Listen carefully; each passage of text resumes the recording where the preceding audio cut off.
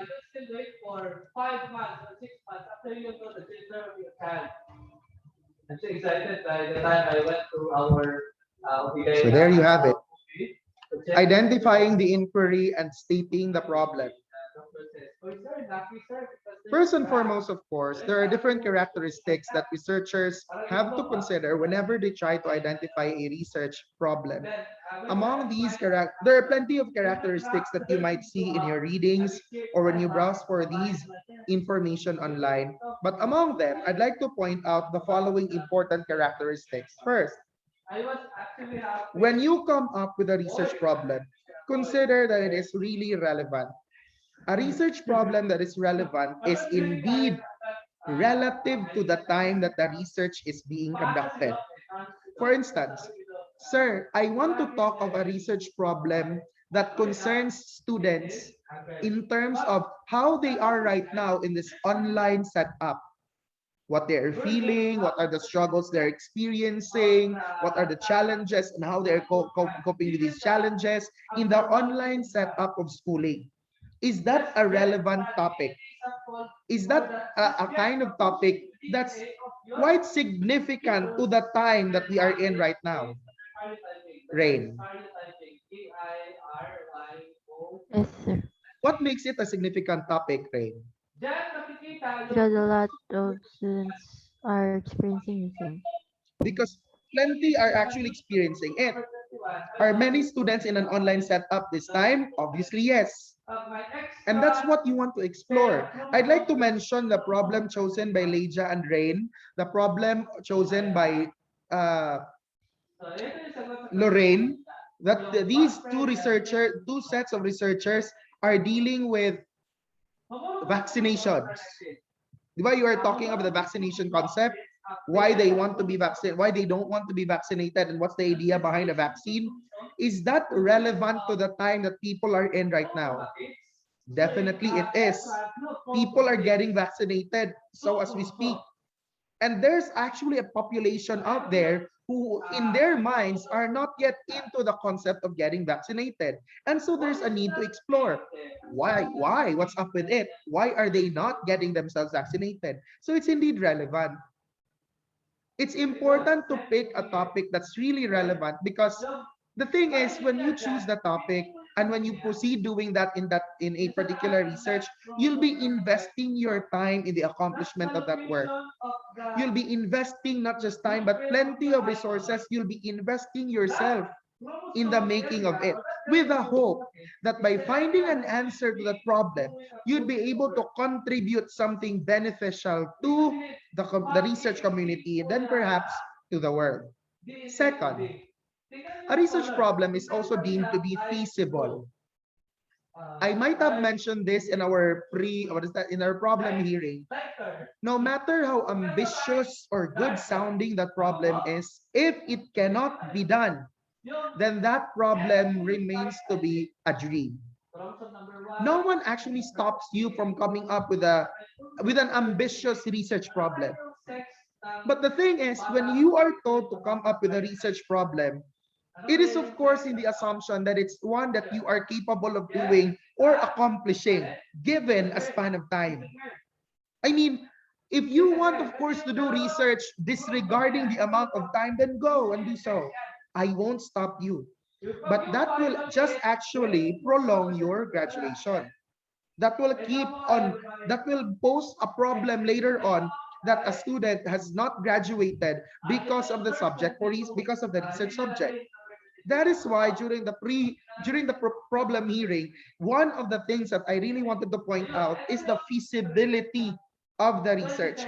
Are you capable of conducting it given the present time, given the conditions of today, given the resources that you have, given the limitations and restrictions that everyone is in right now? Are you capable of accomplishing the topic that you have in mind? If your answer is yes, no, actually the students can still hear me. You can, diba? Sir Jet has lost his internet connection. No matter how the student may say, sir, I find that this problem will really benefit a lot. It's feasibility is not a question of beneficiality. Feasibility is a question of what makes your research doable. If it cannot be done, it's a matter of thinking of how to make it doable or coming up with an entirely different problem, which is one that you can definitely accomplish. Without a doubt, you can definitely accomplish. I can just recall I don't know if Nice and Angel are already here. If they are, allow me to use your initial problem as initial option of the research problem as an example. The both of them wanted to deal with um, online shopping behavior, which would require that if someone were to buy something online, the both of them should really be around. They even want to do an empirical research. But here's the catch.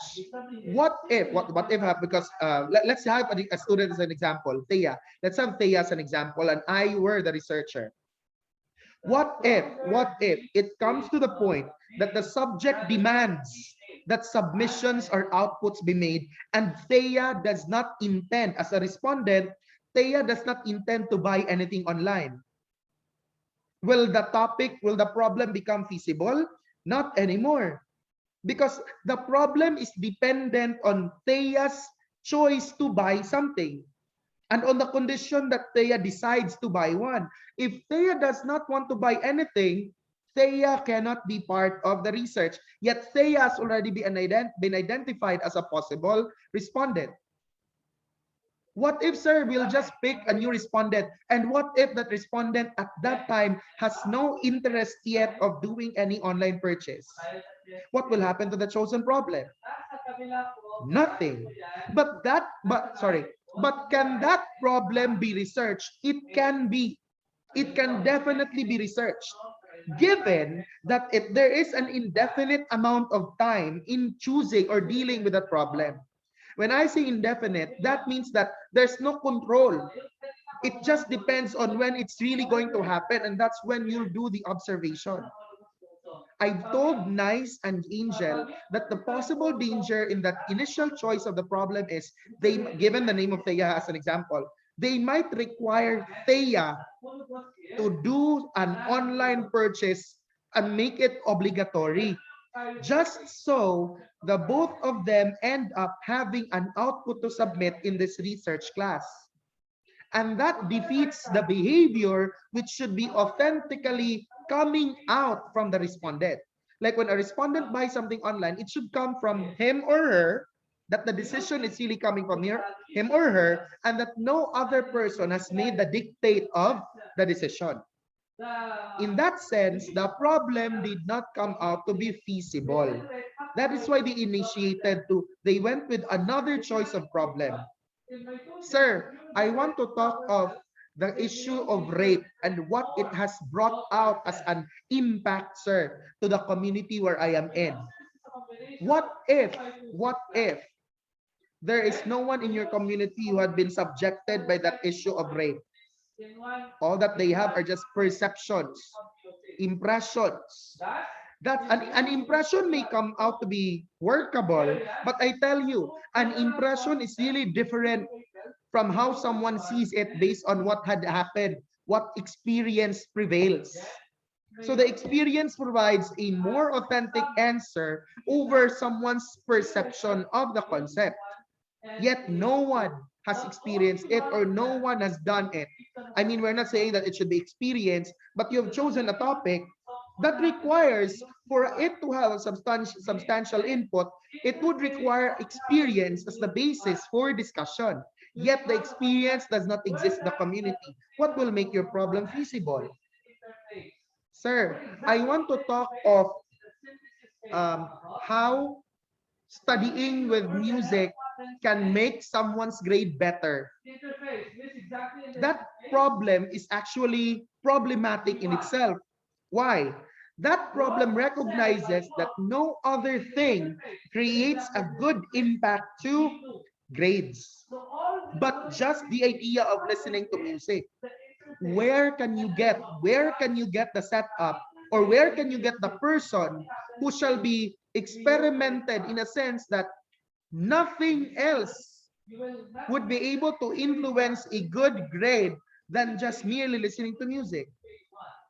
So the feasibility is put in question as there is a doubt on the person or persons who are to be part of the research. Feasibility, again, is a question of how something becomes doable, no matter how ambitious or good sounding the problem is. If it cannot be done, it really cannot just say. Next characteristic. A research problem is, of course, clear. When I read your works 2 weeks ago, I've noticed already what your intents are, like what you want to obtain. Sir, we want to know reasons. Sir, we want to know their experience. Sir, we want to know what they felt. Sir, we want to know what their choices are and what drove them to those choices. Those are what made your problems clear. Not that we want to talk, sir, of but I cannot I think you went with this first step. We want to talk of vaccination. Then what about vaccination? Vaccination is still not clear. So we want to talk of vaccinations. What about it? We want to talk of why people did not get themselves vaccinated. Now that's a clear direction. Now that's a clear take of the problem that you want to accomplish. What is it that you're really trying to deal with? We want to know, sir, of the reasons why people are not getting themselves vaccinated. That's what makes or provides a clearer problem. Last characteristic, ethical. As much as possible, let the problem set yourself as well as your respondents from any form of danger or threat or harassment or embarrassment or anything that could attack you and most especially your respondents. Well, sensitive. The truth is, there are also sensitive topics out there which could come out as a good subject for a practical, for a qualitative kind of research. Yes, prostitution, though I would say prostitution has been studied in so many researches, prostitution still comes out as a good research topic, especially in a qualitative format. Imagine you asking the prostitute, because definitely the prostitute becomes a respondent, you asking a prostitute of what drove the experience into becoming that way, what led to that situation, what outcomes came from it, what impressions have the family formulated about this practice. Those could actually provide substance in the input. But the thing is, first, is it easy to pick one as a possible respondent? Plus, do you think that respondent will just make him or herself readily available to a stranger for the purpose of identifying answers to questions, making the prostitute a respondent? There just might be prostitutes who might feel uncomfortable being placed under study. Well, that's where perhaps the researcher could ascertain the prostitute of how he or she will be so credible and responsible in keeping the confidentiality and anonymity of the data, especially of the identity of that respondent. Among all else, it should be ethical. It should be ethically done. Consider the problems that you have brought 2 weeks ago. Recall, are they relevant, feasible, clear, and ethical? Because if they are, then that must mean you have arrived at a research problem which we could call a good research problem. If they're not, if among these four, your research problem has fallen short by one, then maybe there's something that you can do about it in order for the problem to really be counted as a good research problem. Areas or sources of research topics, you could possibly get them from pressing issues, from the ones that are surrounding you or societal issues. Well, mostly topics that you have picked out are indeed in that context. Vaccination, the setup for school, online learning. So these are quite pressing issues. Those that you have read or filmed, viewed from a film, perhaps you might Sorry. You might have watched a documentary, you might have watched a film, you might have read a newspaper or a magazine, and the readings that you've made, the viewings that you've done, triggered a problem which you have thought of, a topic that you have thought of. Or by social networking. Ale Nicolasora last year thought of the use of Facebook as a tool for learning. See, that is in the concept of social networking. The use of Facebook was actually the same topic that Adeline Abergas and Dom and Song did in 2013, 2014. That was the chosen topic as well. So true enough, social networking can become a research source, a source for a research topic. Or you can do replications. Remember one characteristic of research, replicability. You can replicate theses and dissertations that exist out there. Replicate, do not duplicate, meaning you will look at what they did not do, and perhaps in the research you'll do, you'll explore it. You look at the limitations of their research, and your new research, your current research, is what's going to dwell in those limitations. You might have listened from some lectures, talks, or seminars, and that will have prompted you to come up with a chosen topic. I can remember Sir Mon Zorilla, a former colleague in one of the universities that in the university that I've taught in the city.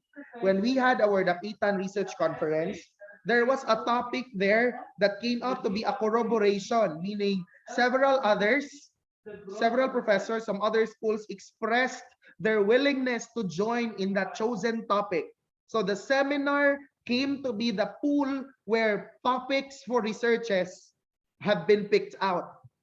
It turned out that the other research advisors who were there got interested of what Sir Monzurelia presented. And so they decided to join. They decided to take part in the problem presented by Sir Monzurelia. Or you might want to deal with gray areas.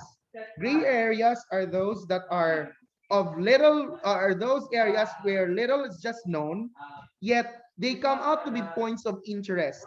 You have an example that's found in the module, like female circumcision.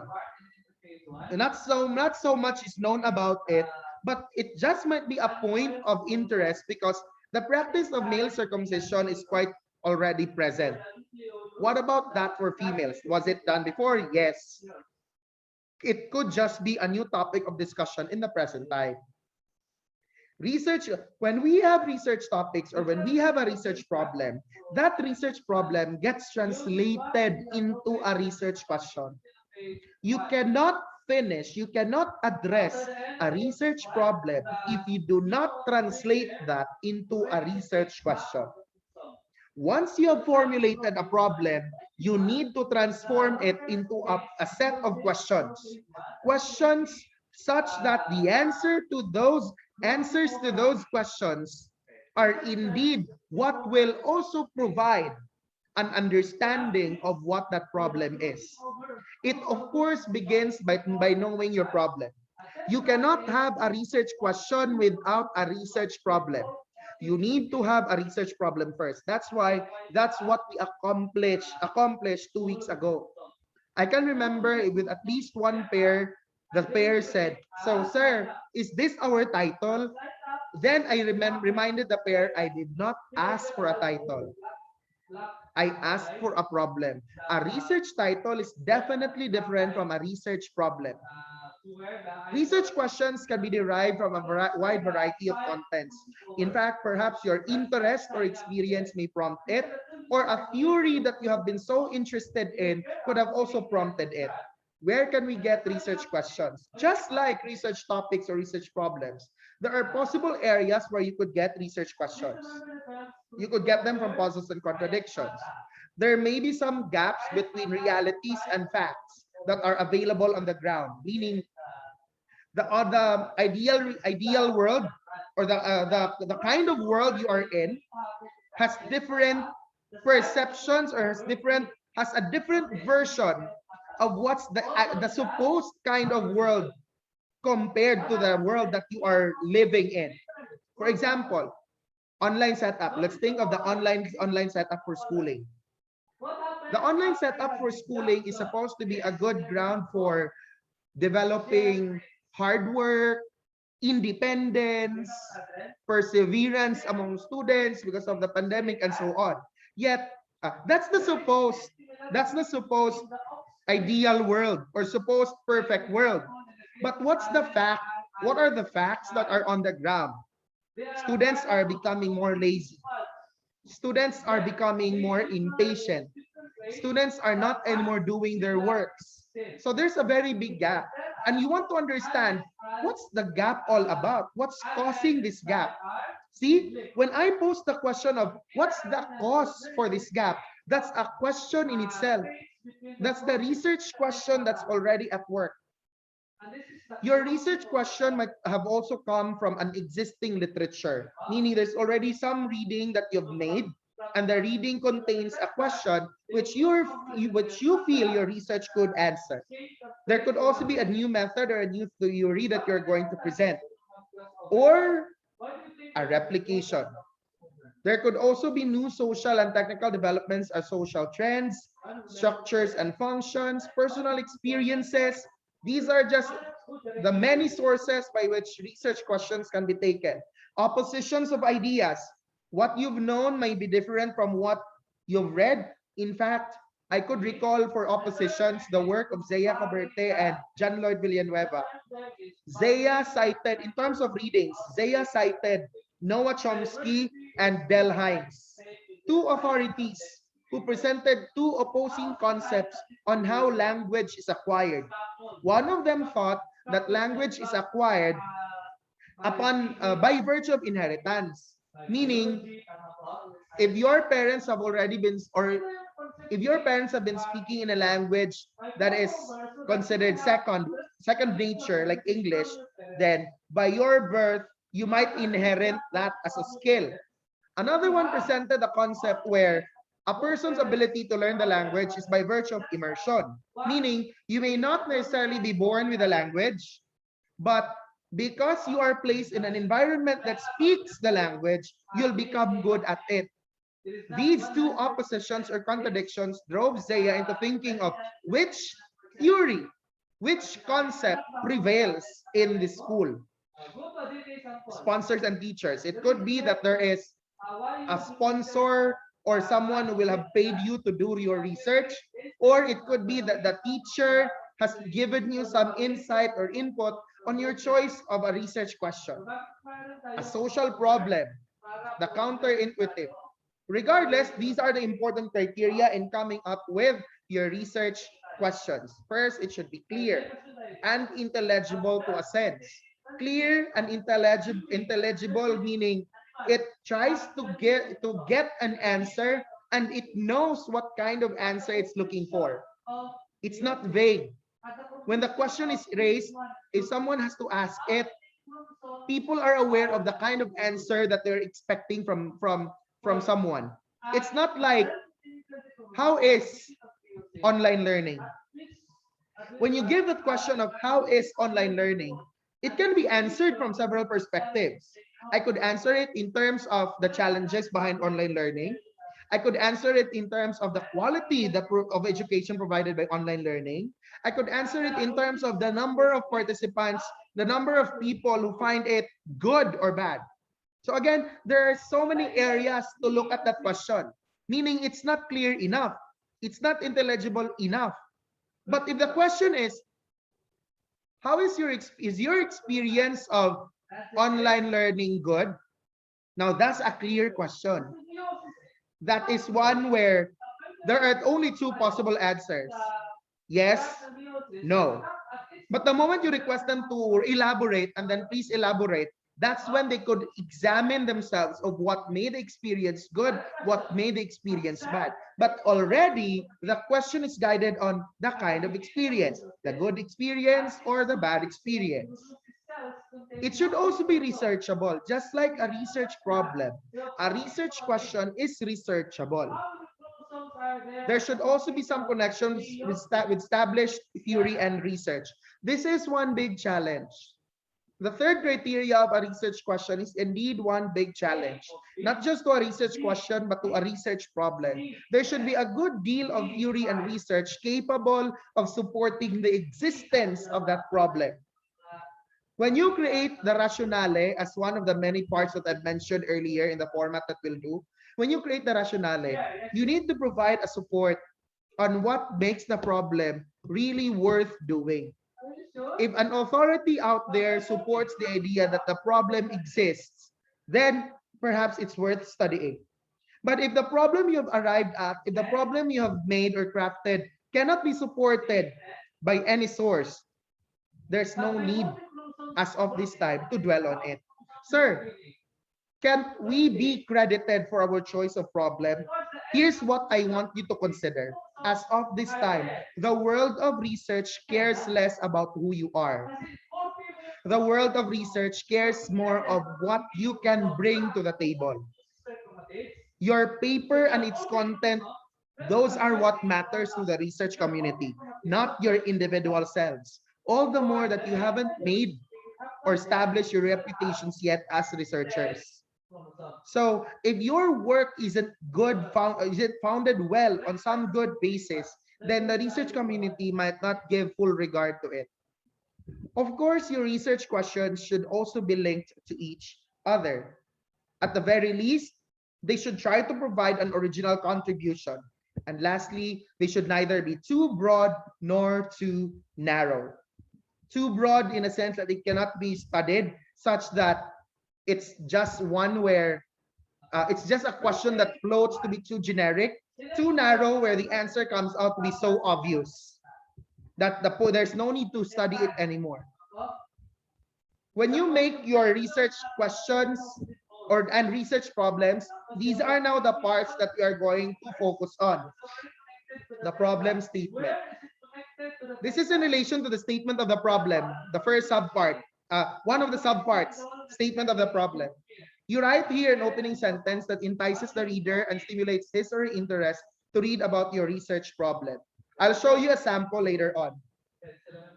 You are to present your objectives as well. Mostly, the objectives are expressed in the infinitive form, like the study wants to. That's it. The objective of your research is also contained in the problem statement. Again, take note of that.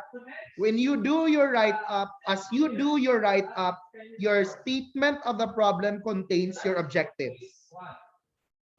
If your problem is more into discovering something, you are most likely on the grounded theory kind of qualitative research.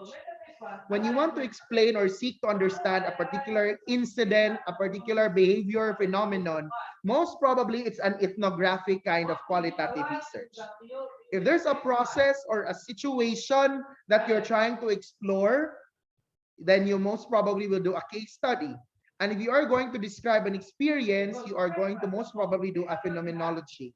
Among these four, the most probable one each pair can do is the discovery part. Scope and delimitation of research. These would present the boundaries and exceptions, reservations, and qualifications of your study. When you say the scope and limitations, under the scope and limitation, original name is scope and delimitation. But now, in the format now, it's named as the scope and limitation. There are two parts of this format. When you say scope, that would cover what your work will be narrowed into.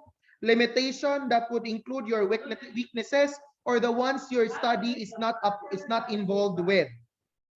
So when you discuss what you are trying to cover, that's your scope. When you discuss what you did not include, that's your limitation. That's your weakness. Well, that's the paper's weakness. That's an acknowledgement of the weakness of the paper, what you chose not to dwell with. The good thing here is those limitations can come out to be a good subject for someone else's replication of your research. Significance of the research. In here, you mention and elaborate on the central focus or phenomenon being explored or understood in the study. What goes together with the significance of the research would be the target audience. The target audience are included or linked in the significance of your research. When I say linked, they are the ones mentioned in your significance of the research. Before I go into writing the title, because that's the next part here. Stop the shares. I'm going to share another screen, and this, by the way, the format that we are doing now is known as the page format. Do you know why it's called a page format? Because it's an acronym. It's the acronym for Philippine Association for Graduate Education. That's the meaning for page. Philippine Association for Graduate Education. Many colleges and graduate schools or universities follow this format. There are just 3 chapters. I'm going to share another screen. I know that what I have made now may not be a perfect one. What I'll share to you on the screen is a sample that I have just made minutes ago. I have to be honest. I'll admit this. I have made this just minutes ago. It's not just in less than an hour. I've made this. I don't know, but I feel quite accomplished in having made this in less than an hour. When students take a week to finish this. I'll share a screen and it's this. Where is it? There. I hope you can all see this. Your first write-up, people, will be composed of 3 subparts.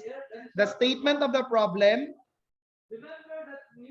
scope and limitations, and significance of the study. In other words, you're doing subpart 2. You look at the format, you're doing subpart 2. Sir, wait, why are we skipping subpart 1? People, when we do our research, what's important is that we should know what the problem is. Let's start with that. Let's know what our problem is, and from there, let's try to trace our steps backwards. What supports can we get for our problem? If we cannot define clearly our problem, then what good or of what use is it to look for its support? If we do not know what it is that we want to study, what for are the supports? What for are the background stories that we are going to present? The rationale, the very first part of subpart 1, you go to subpart 1, it begins with the rationale. The rationale is a backgrounder, meaning it provides a brief of what drove that problem into motion, what that problem is all about. Meaning, without a clearly defined problem, can we present a backgrounder?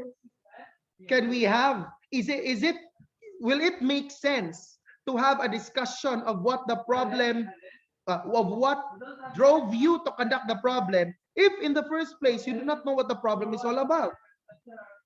That is why we present this subpart first. This is again subpart 2, known as the problem. Wait, this is really supposed to look like this.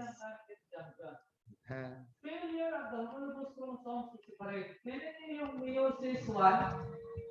That's how it's supposed to look like. People, when you submit your outputs, please consider everything else. All of the words are in Arial and they are in font size 12. Also, another thing that I should tell you, when you wait. Wait. I'll stop the share screen. I'll share an empty Microsoft Word file. I'll share an empty Microsoft Word file. Share screen. I hope everybody can see this empty Microsoft Word file, because I do not want to keep on repeating this instruction. So please take note of this. Make sure that when you click when you right click on, you can see the cursor, diba? The cursor is blinking there. You can see the cursor. Right click on it. Then you go to the paragraph option and make sure that spacing before and after lines is at 0 points. Line spacing is also single. Because if you open your respective Microsoft Word files now, by default, they are not set that way. Also, you look at the font. Mine is default at Book Antiqua. You set it in Arial because that's the font that we shall use. Font size should also be 12. Such that if I copy and paste one document that I've had this morning, if I copy and paste this, there is a sharing of page somewhere in this area. can you see the screen again? Is this what you can still see, the empty Microsoft Word file?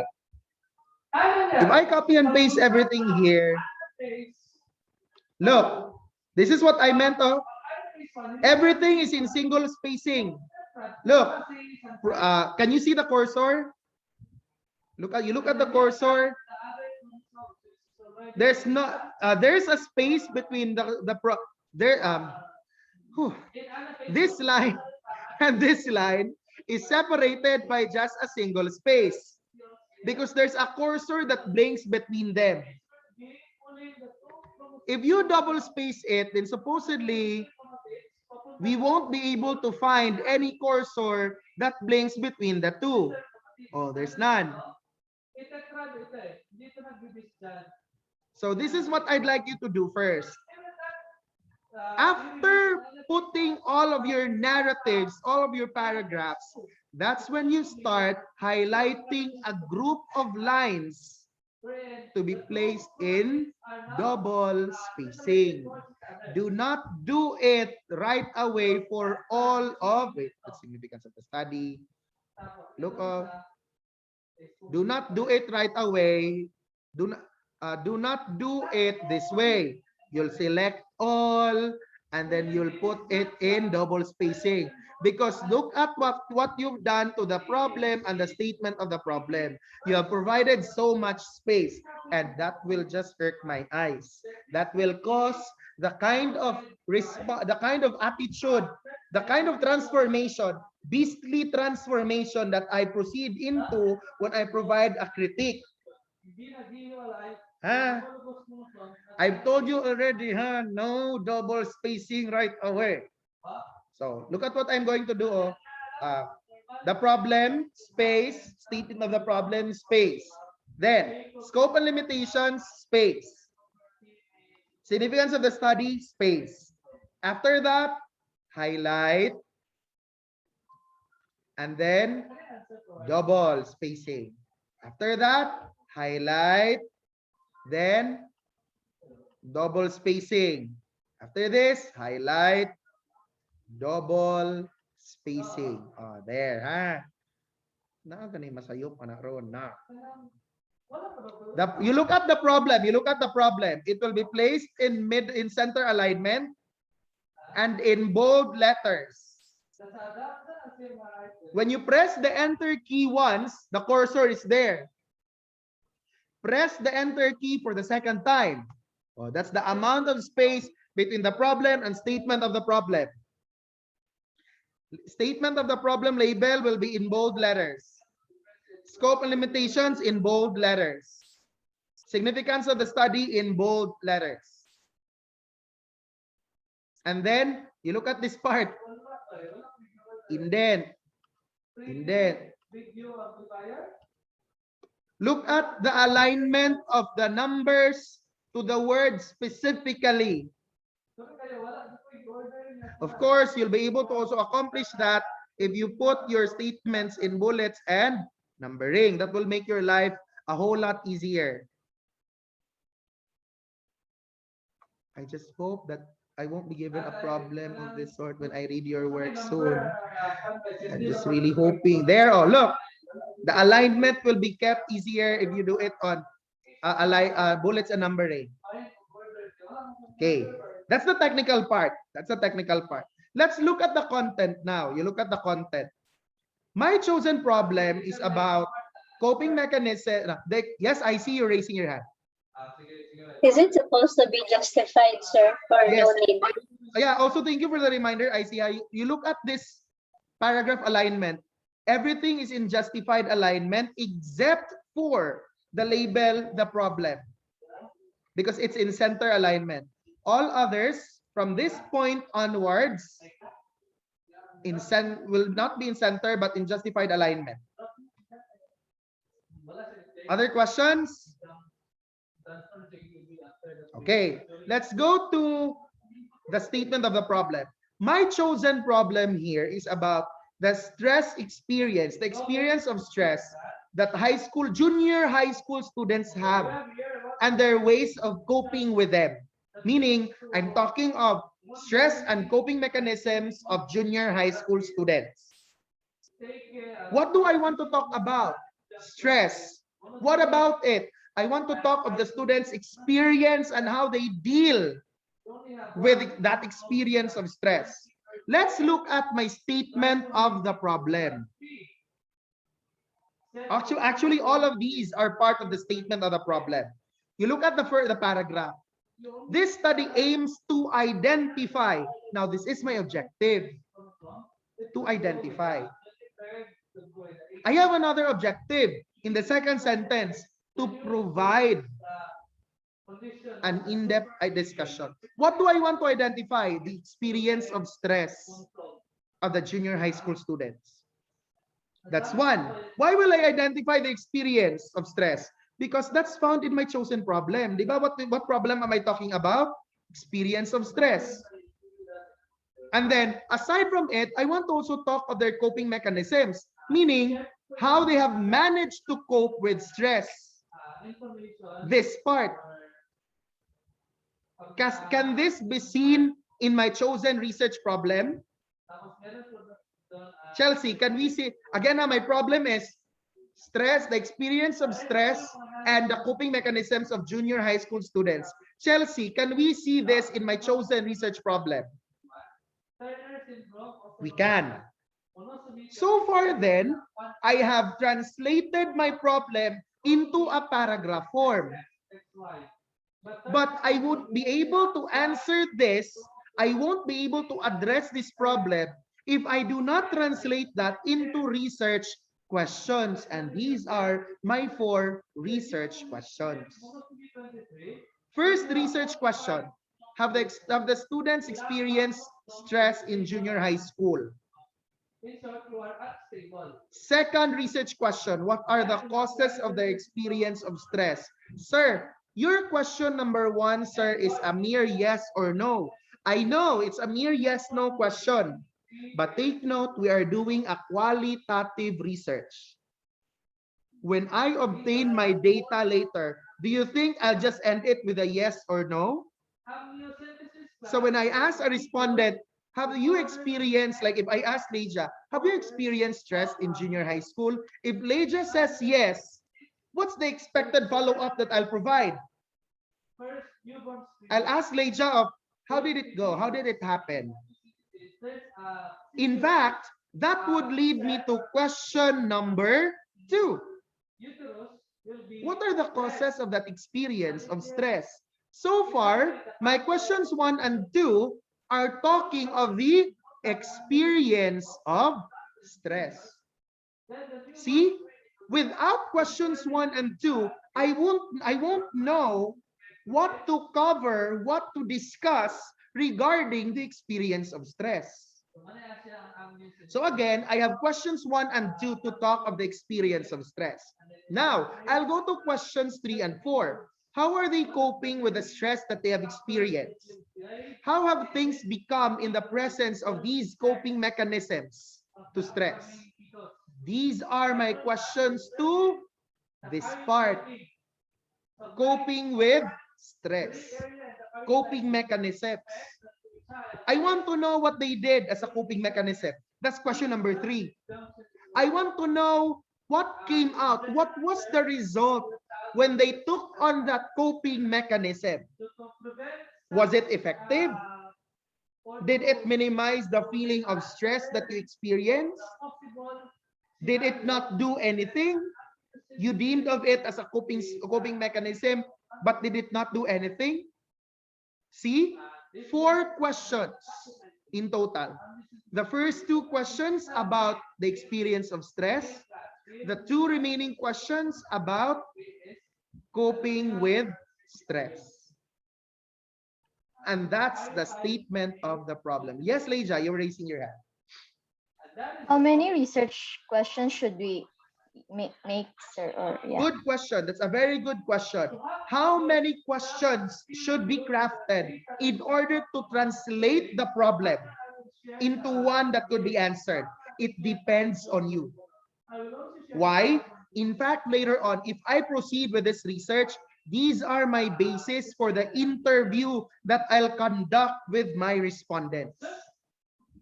Thing is, if you only have one question, will one question be enough to provide a substantial input to understand your chosen problem? One question might not just be enough. This does not yet even include the probing questions, the many follow-ups. Like, for instance, what are the causes of the experience of stress? Question number 2, I'm now doing that in the interview. And then Leija will say, one cause of my experience of stress is the number of performance tasks. And then as the researcher, I'll make a follow-up. Why? How many performance tasks were you made to do? In a quarter, we are in a period, in a month, we are made to do 3 performance tasks. Another follow-up. Do 3 performance tasks sound too many already for you? Yes, I feel like it's already too many. And then I asked Leija for another follow-up. What would you consider to be the most ideal number of performance tasks? See? Follow-ups to question number 2. But I don't have to enumerate my follow-ups because all of those follow-ups are about question number 2. Any other concern or question regarding the making of the statement of the problem? Because you'll soon be making this one. Anybody has a question about this part? Pangulbaan ako, no? Alay, because you're doing individual research, Alay, any question?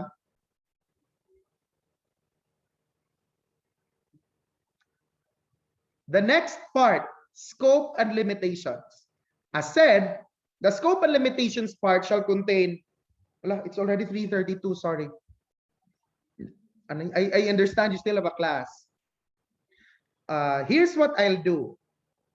I'll send that file because it's a sample that I don't know, but I feel proud to have made that in less than an hour. I made it earlier while I was preparing for your class. I know, I'd like to also inform everybody, I know that it's not the perfect example, but I hope it could guide you on how to make your research parts, those research parts. As for the other research, I tried looking for the outputs of the students last school year. I don't know where they are in my laptop. I'll try to probably still look for them later on. But between looking for them and searching, I felt earlier that I should just make one for you. So as for the other research parts, I'll do what I can to make an example. If there's none, then I'll just really present. I'll try to look for the examples from last year's batch. But for the one that I've made so far, I'll save it and I'll give a copy of it. I'll place a copy of this in our Edmodo class for practical research 1.